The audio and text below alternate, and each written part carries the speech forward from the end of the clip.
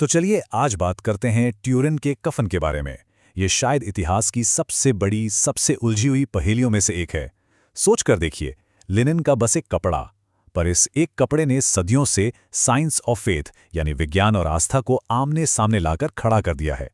इसके बारे में एक बात कही जाती है कि जितनी एकेडमिक यानी पढ़े लिखे लोगों ने इस पर रिसर्च की है, उतनी शायद दुनिया की किसी और चीज़ पर नहीं की होगी।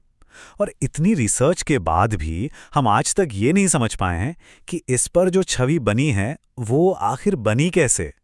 ये एक ऐसा रहस्य है जो सुलझने के बजाय वक्त के साथ और गहरा होता जा रहा है।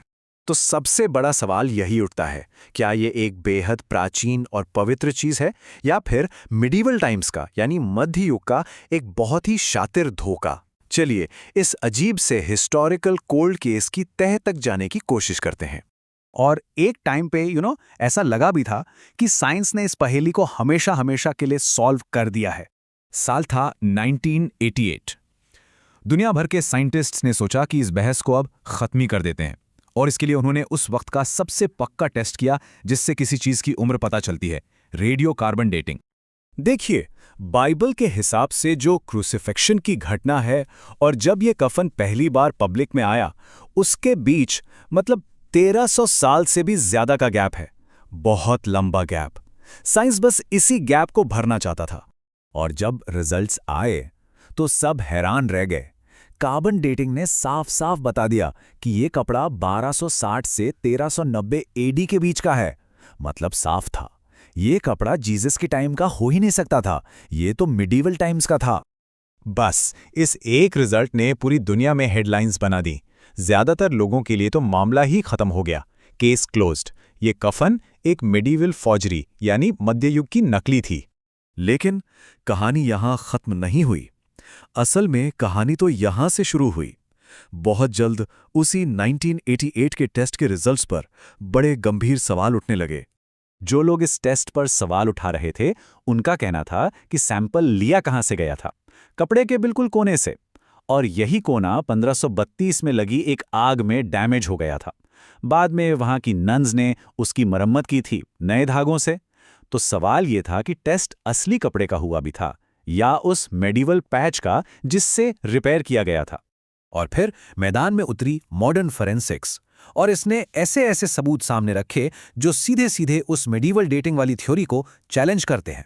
2022 में एक नई स्टडी हुई जिसे फाइबर एजिंग स्टडी कहते हैं। इसमें कफन के रेशो की नेचुरल एजिंग को दूसरे पुराने लिनन के कपड़ों से कंपेयर किया गया, और नतीजा कमाल का था।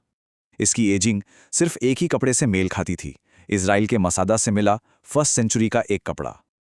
अब सोचिए, एक तरफ 1988 का टेस्ट इसे 13th सेंचुरी का बता रहा है, और दूसरी तरफ 2022 की स्टडी इसे सीधा फर्स्ट सेंचुरी में ले जा रही है। बिल्कुल अलग कहानी। पर सबूत सिर्फ यहीं तक नहीं रुके। इसके बाद जो सामने आया उसने सबको और चकरा दिया। हाल ही में हुए डीएनए एनालिसिस ने कपड़े पर लिखे एक पूरे बायोलॉजिकल इतिहास को खोलकर रख दिया। ऐसा लगता है जैसे ये कपड़ा पूरी दुनिया घूमकर आया हो। एनालिसिस में ठीक है, मेडिटेरेनियन, यूरोपियन और मिडिल ईस्टर्न डीएनए मिला, जो आम बात है। लेकिन सबसे चौंकाने वाली बात थी इंडियन सब कॉन्टिनेंट से जुड़ा डीएनए, जो लगभग 40% था। ये क्या इशारा करता है? यही कि इस कपड़े का सफर यूरोप से कहीं ज्यादा लंबा और पेचीदा रहा होगा। अब ये डीएनए आता कहां से है? इसे कहते हैं बायोलॉजिकल कंटैमिनेंट्स। मतलब वो छोटे छोटे बायोलॉजिकल निशान जैसे डीएनए, पॉलन, धूल, जो किसी चीज पर बार बार छूने से या अलग अलग माहौल में रहने से जम जाते हैं। और इस कपड़े पर तो जैसे पूरी दुनिया के निशान हैं। सिर्फ अलग अलग देशों के इंसानों के ही नहीं, बल्कि पौधों, पालतू जानवरों जैसे बिल्ली, कुत्ते, यहां तक कि माइट्स, खरगोश और मछली जैसे कीड़ों और जीवों के डीएनए भी मिले हैं। इससे साफ पता चलता है कि ये कितने हाथों से और कितनी जगहों से गुजरा है। चलिए अब इन सब बातों को एक तरफ रखते हैं और आते हैं इसके सबसे बड़े रहस्य पर। वो छवि, वो इमेज जो इस कपड़े पर बनी है, एक ऐसी छवि जिसे साइंस आज तक ना तो बना पाया है और ना ही समझ पाया है। ये कोई आम जलने का निशान नहीं है जैसे आग से लग जाता है। आम निशान गर्मी से बनता है और यूवी लाइट में चमकता है। लेकिन कफन पर जो इमेज है वो इतनी ज्यादा हल्की है कि वो कपड़े के सिर्फ सबसे ऊपरी माइक्रोफाइबर्स पर है, और ये यूवी लाइट में बिल्कुल भी नहीं चमकती। ये अजीब है। साइंटिस्ट ने इस इमेज को कॉपी करने की, रेप्लिकेट करने की बहुत कोशिश की। और पता है वो इसके सबसे करीब कैसे पहुंचे? High power ultraviolet excimer lasers का इस्तेमाल करके। जब उन्होंने 40 नैनोसेकंड मतलब पलक झपकने से भी हजारों गुना कम टाइम के लिए लेजर बर्स्ट किया, तब जाके वैसी ही गहराई और रंगत मिली। तो उनका नतीजा क्या था? ये इमेज एक बहुत ही पावरफुल लाइट के ब्लास्ट से बनी लगती है। और कितनी पावरफुल, अंदाजा लगाइए। पूरी इमेज को एक झटके में बनाने के लिए एक साथ एक ही पल में 14,000 लेजर्स फायर करने होंगे। सोचिए जरा, इतनी एनर्जी मीडिएवल या एंशिएंट टाइम्स में ऐसी टेक्नोलॉजी या एनर्जी का होना नामुमकिन था। और बस यहीं पर जहां साइंस की सीमा खत्म हो जाती है, वहीं से आस्था और विश्वास की व्याख्या शुरू होती है। बाइबल में एक घटना का जिक्र है जिसे ट्रांसफिगरेशन या रूपांतरण कहते हैं। उसमें बताया गया है कि जीसस का चेहरा सूरज की तरह चमकने लगा और उनके कपड़े बिल्कुल सफ़ेद रोशनी जैसे हो गए। जो लोग इस कफन में विश्वास रखते हैं वो इस घटना की तरफ इशारा करते हैं। उनका मानना है कि रेजरेक्शन यानी पुनरुत्थान के पल में ठीक वैसा ही एक अवर्णनीय, मतलब जिसे शब्दों में बयान न किया जा सके, वैसा एनर्जी का ब्लास्ट हुआ होगा जिसने इस कपड़े पर यह छवि बना दी। और एक इतनी अजीब बात है ना, यहीं पर साइंस की पावरफुल बर्स्ट ऑफ लाइट वाली थ्योरी क्रिश्चियन धर्म के सबसे बड़े विश्वास से जुड़ जाती है।